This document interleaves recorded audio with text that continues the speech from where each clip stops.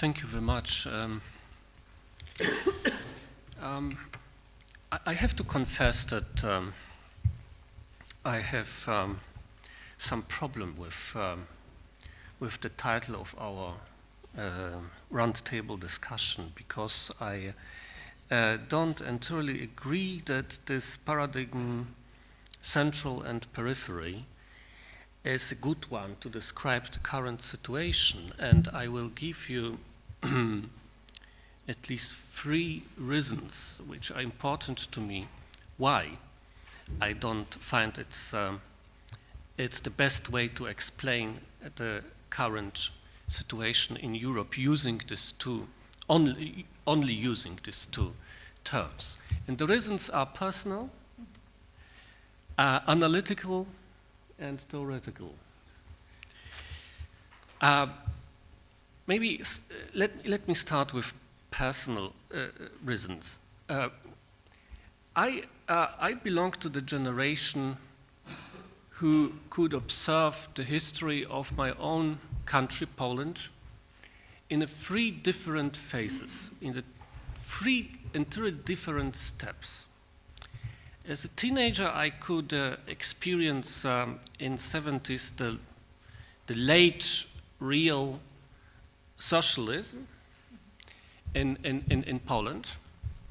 Then in the 80s, I could experience the martial law and dictatorship, in fact, already as a student. And then in the 90s, I could participate in a very interesting experiment, which the transition was, this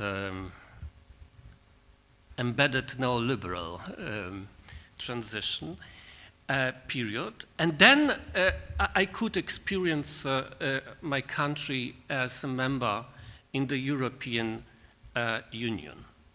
And I remember, especially, of course, after this green period of 80s, I remember very well 90s, this transition dynamic, and we enter into this dynamic with enthusiasm.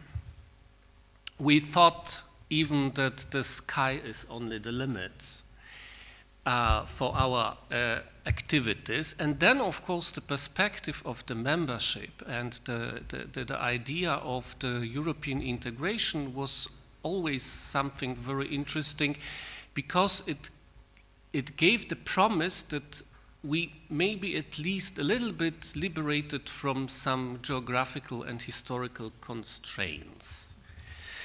But then we have faced the reality.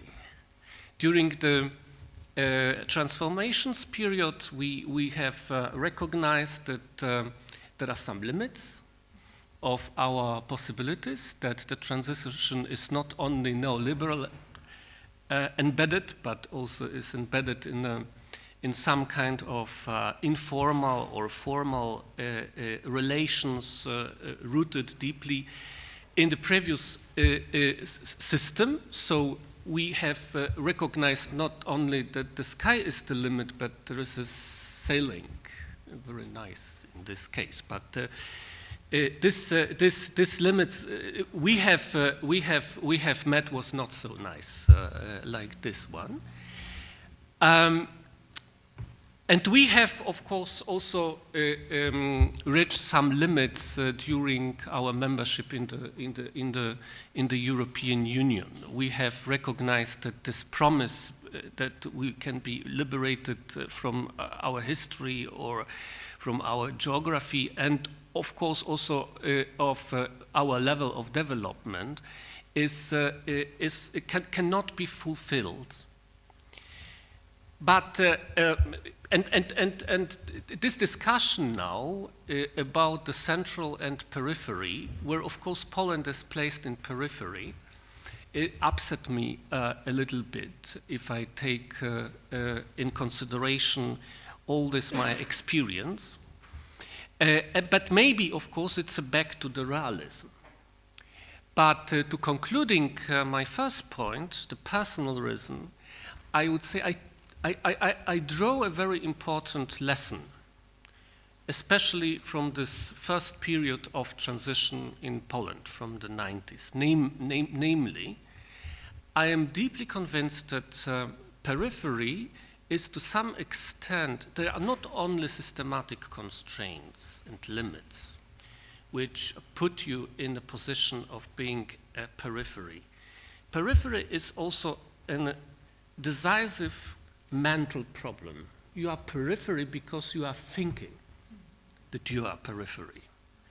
And you accept this position of periphery, for example, by avoiding any other alternatives. If you don't look for alternatives, you are always in the position of being peripheral. And that was the very important lesson I drew from this, my personal experience. Analytical problem is related in general to the common sense, I would say. I look at the current situation in the European Union, and I look at Poland, and I think, to hell, it is not possible to define Poland as periphery. Poland is not periphery. And not only in this traditional sense of political realism.